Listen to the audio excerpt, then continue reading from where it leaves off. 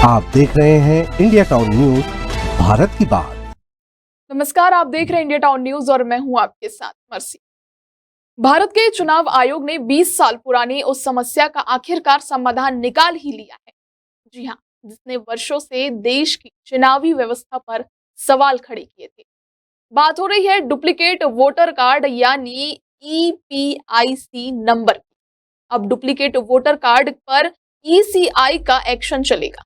2005 से चले आ रहे एक जैसे ईपीआईसी नंबरों की समस्या को लेकर चुनाव आयोग ने एक बड़ा कदम उठाया है। आयोग ने घोषणा की है कि ऐसे सभी डुप्लीकेट कार्ड धारकों को अब नए नंबर के साथ नए मतदाता पहचान पत्र यानी नया ईपीआईसी कार्ड जारी किया जाएगा। देखिए रिपोर्ट।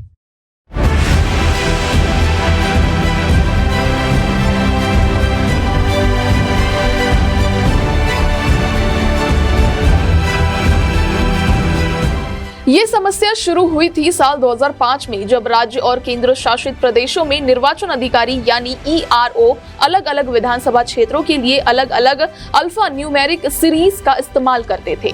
लेकिन 2008 में परिसीमन यानी सीमांकन के बाद इस सीरीज को बदल दिया गया, लेकिन कुछ क्षेत्रों ने गलती से पुरानी सीरीज का ही उपयोग जारी रखा। इसका नतीजा ये हुआ कि देश के अलग अलग हिस्सों में कुछ मतदाताओं को एक जैसी ईपीआईसी संख्या वाले वोटर कार्ड जारी हो गए। ये मतदाता भले ही अलग अलग राज्यों, विधानसभा क्षेत्रों या मतदान केंद्रों से जुड़े थे, लेकिन उनके कार्ड पर ईपीआईसी नंबर एक जैसा था।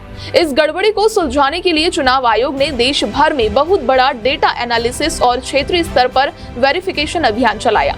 भारत के सभी 36 राज्य और केंद्र शासित प्रदेश, 4123 विधानसभा क्षेत्र और कुल 10.50 लाख मतदाता केंद्र इस प्रक्रिया में शामिल हुए।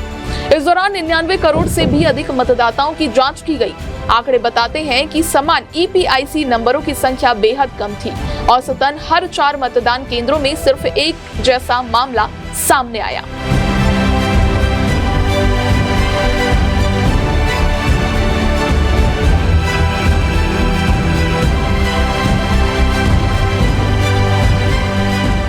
अब बड़ा सवाल यह है कि क्या इस गलती का चुनावों पर कोई असर पड़ा? इस पर चुनाव आयोग का साफ कहना है कि नहीं। हर मतदाता का नाम केवल उसी मतदान केंद्र की सूची में होता है जहां वो सामान्य रूप से निवास करता है, यानी ईपीआईसी नंबर एक जैसा होने से कोई व्यक्ति 2 जगह वोट नहीं डाल सकता था। इसलिए चुनाव परिणामों की वैधता पर इस गलती का कोई असर नहीं पड़ा। अब आयोग ने एक और बड़ा कदम उठाते हुए सभी ऐसे मतदाताओं को नया ईपीआईसी कार्ड जारी कर दिया है। नए नंबर के साथ अब किसी भी प्रकार की भ्रम या गड़बड़ी की कोई संभावना नहीं है। इस पूरी प्रक्रिया के जरिए भारत की लोकतांत्रिक प्रणाली और चुनावी पारदर्शिता को और भी मजबूत किया गया है।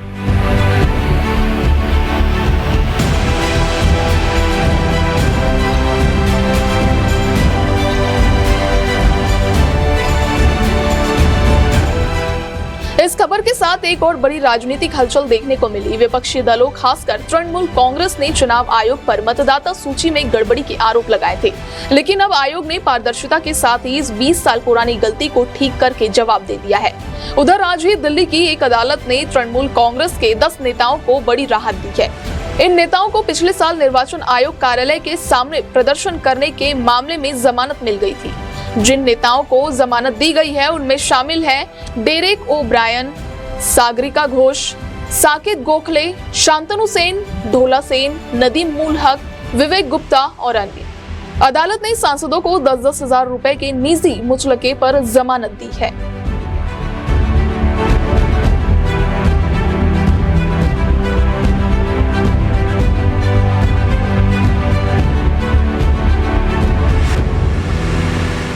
एक तरफ जहां भारत का चुनाव आयोग लगातार अपनी प्रणाली को पारदर्शी और विश्वसनीय बनाने में जुटा है, वहीं दूसरी तरफ राजनीतिक दल भी अपनी भूमिका निभा रहे हैं।